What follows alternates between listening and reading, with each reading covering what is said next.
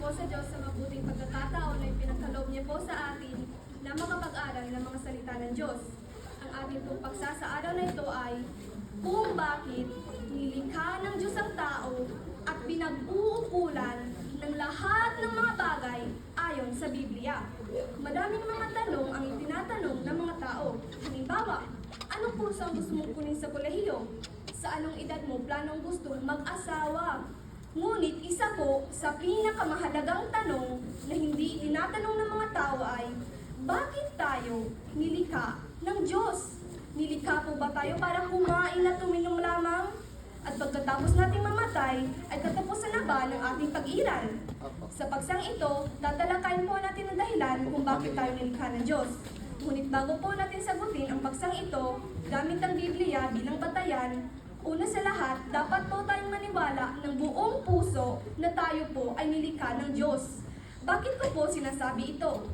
Dahil may mga grupo po ng tao na tinatawag na ateista, na hindi po sila naniniwala na tayo ay nilikha ng Diyos.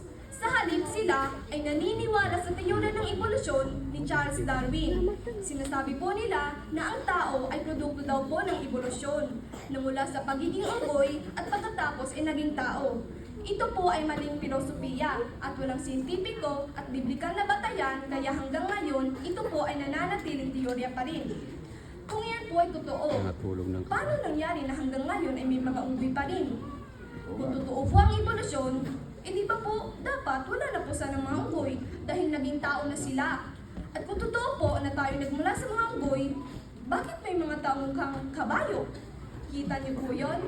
Ngayon, bilang bahagi ng ating pasimula, bago po tayo magpatuloy sa ating paksa, alam niyo po ba na ang tao ay nilikha ng Diyos bilang isang piniling nilikha? Ang tao isang obra maestra ng Diyos ay sa Efeso 1:4. Nang pasimulang likhain ng Diyos ang tao. Ang tao ay matwid ay sa Ecclesiastes 7:20. Binigyan ng mga tirahan at binigyan ng kapangyarihan sa lahat ng mga hayop. Bago po nilikha ng Diyos ang tao, ay inihanda niya na po ang lahat ng pangangailangan ng tao, tulad ng mga halaman, hayop, hangin, tirahan, at iba pa. At alam po natin ang tanging planeta sa universo na matitirhan ng mga tao ay ang mundo. At ang mundo ay angkop para sa paninirahan at pangangailangan ng mga tao. Kaya may isang makapangyarihan sa lahat na lumikha po ng lahat ng ito. At iyon po ay ang Diyos. At ang tao ay pinag-uukulan ng nilikha ng Diyos. Ngunit ang tanong ay, bakit nilikha ng Diyos ang tao? Kapag tayo po ay nagtatanong ng bakit, tayo po ay naghahanap ng dahilan. At ang dahilan ay nakasulat sa Efeso 2:10. Atin po itong basahin. Sapagkat tayo'y kanyang gawa na nilalang kay Kristo Jesus para sa mabubuting gawa na mga inihanda ng Diyos ng una upang siya nating lakaran. Bakit nilikha ng Diyos ang tao? Nilikha ng Diyos ang tao para sa mabubuting gawa. Kung tayo po ay nilikha ng Diyos para sa mabubuting gawa, kailangan po natin gumawa ng mabuti.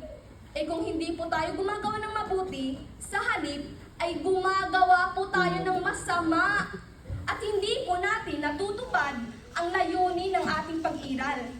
Halimbawa, ang riles ay dinisenyo para sa mga tren. Kung ang tren ay dadaan sa sementadong daan, magkakaroon po ito ng malaking aksidente. Bakit po? Dahil ang tren ay hindi idinisenyo para dumaan sa sementadong daan. Isa pa pong halimbawa ay ang gas engine. Kung ang gas engine ay lalagyan natin ng diesel, hindi po ito gagana.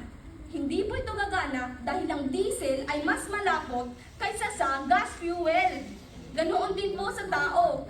Tayo ay idinisenyo ng Diyos para sa mabubuting gawa. Kaya dapat po tayong lumakad sa mabubuting gawa. Ngayon, ang susunod nating tanong ay, paano natin masasabi na tayo gumagawa ng mabubuting gawa? Basahin po natin sa Roma 7:12. Kaya nga ang kautusan ay banal, at ang utos ay banal, at matwid, at mabuti. Ang mabubuting gawa na dapat po nating magawa ay ang mga utos ng Diyos. Kung may nagsasabi na siya ay gumagawa ng mabuti, ngunit ang kanyang mga gawa ay labag sa mga utos ng Diyos, hindi po ito itinuturing na mabubuting gawa. Alam niyo po ba mga kapatid ang pelikulang Robin Hood? Siya ay nagnanakaw sa mayayaman at ibinibigay ito sa mahihirap. Sa unang tingin, mukhang bayani at mabuti ang kanyang ginawa dahil hindi niya po ito ginawa para sa kanyang sarili, kundi para sa mahihirap. Ngunit kung sa bibigan na pananaw, ito po ay labag sa kalooban ng Diyos. Dahil ang Panginoon ay nagsabi, huwag kang magnanakaw. Ibig sabihin po, ang batayan ng paggawa ng mabubuting gawa ay naaayon po sa mga utos ng Diyos at hindi po sa sarili nating pamantayan. Alam niyo po ba ang buong katungkulan ng tao? Nakasulat po ito sa Ecclesiastes 12:13. Ito ang wakas ng bagay. Lahat ay narinig. Ikaw ay matakot sa Diyos at sundin mo ang kanyang mga utos, sapagkat ito ang buong katungkulan ng tao. Ano po ang buong katungkulan ng tao? Matakot sa Diyos at sundin ang kanyang mga utos. At ito po ang dahilan kung bakit nilikha ng Diyos ang tao at pinag-uukulan ng lahat ng mga bagay. At iyan po ang ating paksa sa araw na ito. Sa Diyos ang lahat ng karangalan at pinakamataas na papupuri. Salamat po sa Diyos.